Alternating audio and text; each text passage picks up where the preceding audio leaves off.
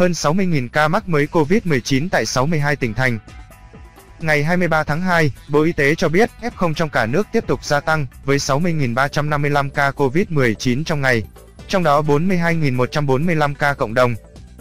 Tính từ 16 giờ ngày 22 tháng 2 đến 16 giờ ngày 23 tháng 2, trên hệ thống quốc gia quản lý ca bệnh COVID-19 ghi nhận 60.355 ca nhiễm mới, trong đó 17 ca nhập cảnh và 60.338 ca ghi nhận trong nước, tăng 4.467 ca so với ngày trước đó tại 62 tỉnh. Thành phố có 42.145 ca trong cộng đồng. F0 tại Hà Nội tiếp tục tăng vọt với 7.419 ca mắc mới. Tiếp đó là Bắc Giang 2.998, Hải Dương 2.944, Hòa Bình 2.595, Bắc Ninh 2.505, Phú Thọ 2.499, Nam Định 2.203, Vĩnh Phúc 2.013, Quảng Ninh 1.868, Hải Phòng 1.816, Ninh Bình 1.739, Hưng Yên 1.617, Yên Bái 1.556, Nghệ An 1.525, Thái Nguyên 1.499, Thành phố Hồ Chí Minh 1.451, Lào Cai 1.406, Thái Bình 1.385, Lạng Sơn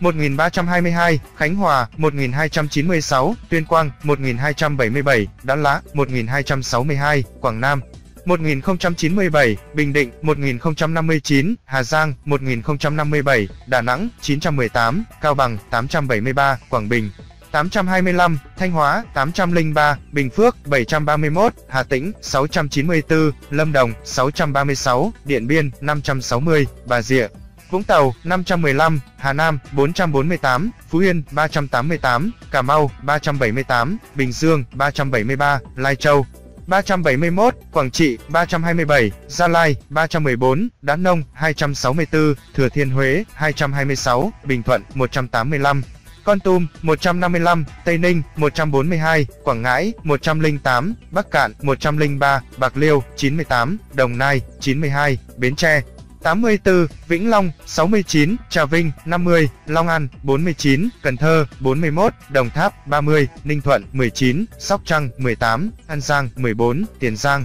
12, Hậu Giang 9, Kiên Giang 8. Trong ngày, Sở Y tế Vĩnh Phúc đăng ký bổ sung 21.771 ca trên hệ thống quốc gia quản lý ca bệnh COVID-19 sau khi rà soát, bổ sung đầy đủ thông tin tại Vĩnh Phúc. Các địa phương ghi nhận số ca nhiễm tăng cao nhất so với ngày trước đó. Hà Giang tăng 876 ca, Hà Nội tăng 559 ca, Lạng Sơn tăng 557 ca. Trung bình số ca nhiễm mới trong nước ghi nhận trong 7 ngày qua, 47.264 ca ngày. Đến nay tại Việt Nam đã ghi nhận 205 ca mắc COVID-19 do biến thể Omicron tại thành phố Hồ Chí Minh 97, Quảng Nam 27, Hà Nội 18, Khánh Hòa 11, Đà Nẵng 8, Kiên Giang 4, Quảng Ninh 20, Thanh Hóa 2, Hải Dương 2, Hải Phòng 1, Long An 2, Bà Rịa Vũng Tàu 1, Bình Dương 2, Lâm Đồng 1, Ninh Bình 1, Hưng Yên 6, Bình Phước 1, An Giang 1. Kể từ đầu dịch đến nay, Việt Nam có 2.972.378 ca nhiễm, đứng thứ 32 phần 225 quốc gia và vùng lãnh thổ, trong khi với tỷ lệ số ca nhiễm 1 triệu dân,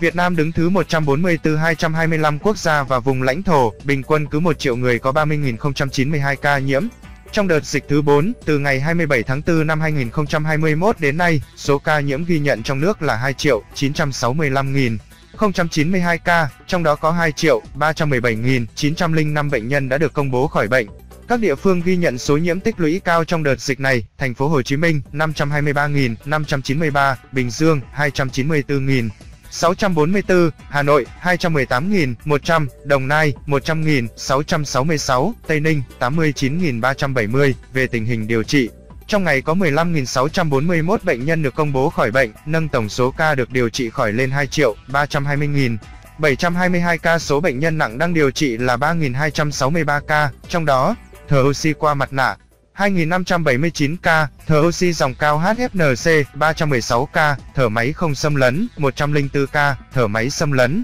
251 ca, ECMO 13 ca. Về số bệnh nhân tử vong, từ 17 giờ 30 phút ngày 22 tháng 2 đến 17 giờ 30 phút ngày 23 tháng 2 ghi nhận 91 ca tử vong, trong đó tại Hà Nội 11, Bình Định 7, Hải Dương 6, Quảng Nam 6, Đà Nẵng 4, Hòa Bình 4 ca trong 2 ngày, Kiên Giang 4, Thành phố Hồ Chí Minh 3, Hải Phòng 3, Lạng Sơn 3, Nam Định 3. Ninh Bình 3, Phú Yên 3, Bắc Ninh 2, Bình Dương 2, Cà Mau 2, Hà Giang 2, Lâm Đồng 2, Nghệ An 2, Sóc Trăng 2, Thái Bình 2, Thanh Hóa 2, An Giang 1, Bà Rịa, Vũng Tàu 1, Bắc Kạn 1, Bạc Liêu 1, Bình Phước 1, Cần Thơ 1, Đồng Nai 1, Đồng Tháp 1, Hà Tĩnh 1, Khánh Hòa 1, Quảng Ngãi 1, Quảng Trị 1, Thừa Thiên Huế 1. Trung bình số tử vong ghi nhận trong 7 ngày qua là 84 ca ngày. Tổng số ca tử vong do Covid-19 tại Việt Nam tính đến nay là 39.719 ca, chiếm tỷ lệ 1,3% so với tổng số ca nhiễm.